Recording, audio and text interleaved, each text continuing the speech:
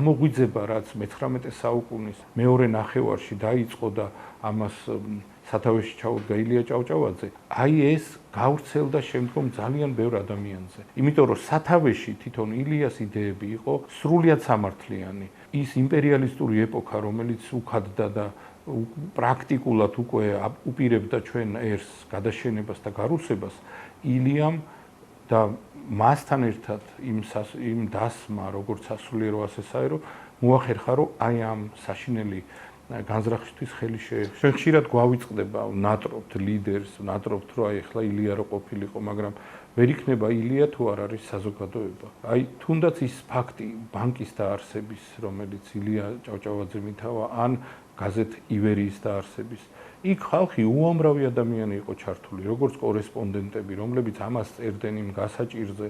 შემდგომ სასულიერო პირები, ბევრი სასულიერო პირი ილიას ესეთი თავისუფლების იდეებით აღთოვანებული, ბევრმა მიაშურა სხვადასხვა პროვინციებს, სადაც გასაჭირი იყო. და სასულიერო პირი არა მხოლოდ ითავსებდა უშუალოდ ღვთისმსახურებას, არამედ ხშირად გვევლინებოდა როგორც განმანათლებელი. წარმოიდგინეთ ილიას გენიალური აზროვნება. და აი ესეთი ასე ვთქვათ, უიარაღო ბრძოლით ილია ჭავჭავაძემ მოახდინა გავლენა ბევრ ადამიანზე.